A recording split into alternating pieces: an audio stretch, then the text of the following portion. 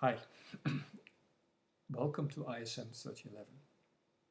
My name is Han Reichkant, and I'm Professor of Information Systems at USF St. Pete, and I'm the instructor for this course. As you no doubt know, businesses are increasingly relying on information systems, or IS, to help them improve their operations or to serve their customers better. And as a business major, you of course need to be aware of this. Two themes emerge from this observation.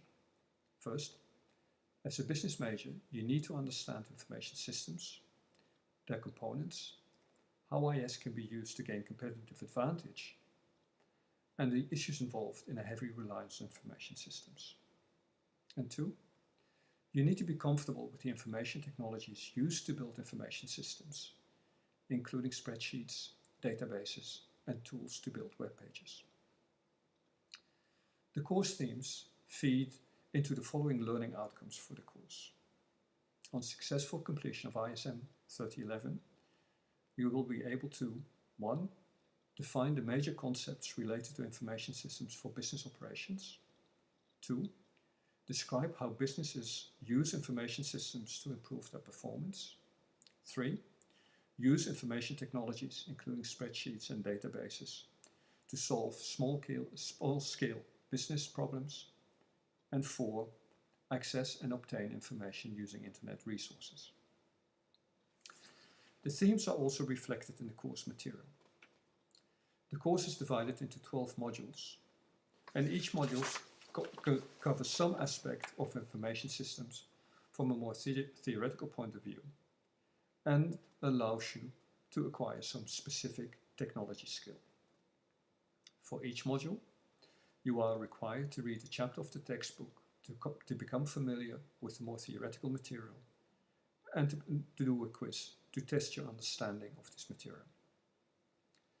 Technologies are covered in the various modules through a mini case in which you learn a technology skill and a deliverable in which you apply this skill.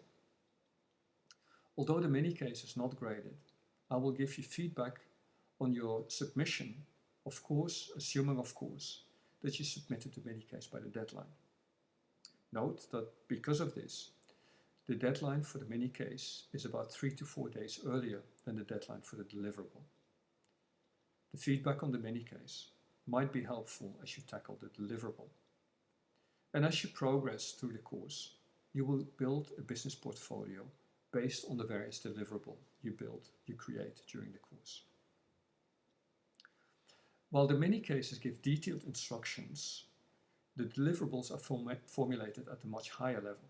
So for example, in mini case 4, I will give you detailed instructions on how to create a pivot table in Excel, whereas the deliverable will simply ask you to create a pivot table. Since it's in nobody's interest if you get stuck in creating the deliverable, the deliverables also contain detailed instructions on how to achieve the various steps. However, and this is important, if you access those instructions, you will lose some points. There's a clear indication in the material on how many points you will lose. So, be careful when you click an instructions link in the deliverable.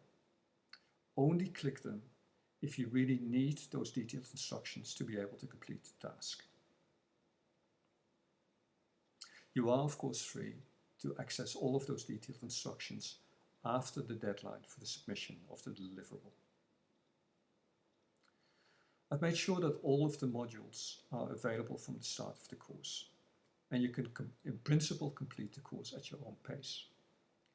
However, to help you keep on track, I've associated deadlines with the quizzes, the mini cases, and the various deliverables, and I will strictly adhere to these. The point of making the modules available from the start is to allow you to complete the course at a faster pace if you want. There are 3 additional issues that deserve some comment. First, to cover learning outcomes 2, describe how businesses use information systems to improve their performance, and 4, access and obtain information using internet resources. You will be required to post every 2 weeks or so a link to a technology-related article, together with a brief summary, 2 to 3 sentences of the article. However, 2 of your points have to be reactions to or follow-ups from posts by one of your classmates. So for example, if one of your classmates posts an article on a Google driverless car, a good follow-up article might be a post on a link to an article on Apple driverless cars, or a crash with a driverless car, or how manufacturers such as BMW are starting to use the Google technology in the cars that they manufacture. Second, while the relationship between the course learning outcomes and the module learning outcomes and the various assessment instruments will be clear, there's one assessment that requires a little explanation. Research on online learning has indicated that, especially for online learning, adult learners, learning improves if they reflect on the learning process. So, at the end of each module, I would like you to take a little time, 15 to 30 minutes at most, to reflect on what you learned in the module and how what you learned is likely to be relevant or is already relevant to your professional career. At the end of the course, you're asked to hand in a reflective essay. And while it is of course possible to postpone all the reflection till the end of the course, I would suggest to you that it's just better to make some notes for yourself at the end of each module. It will certainly make the writing of the reflective essay a lot easier. Third, if you're not familiar with how I typically set up online courses, there is a separate video below that explains the structure of the courses and especially the importance of the module introduction and the module learning outcomes therein. So if you're not familiar with how I do things online, please watch that video. And with that, I think we're ready to get started. I look forward to working with you to make sure you achieve all of the learning outcomes for the course and the various modules, and to make sure you earn a good grade in the course. And I do hope that somewhere along the line you'll have some fun as well. Thank you and good luck.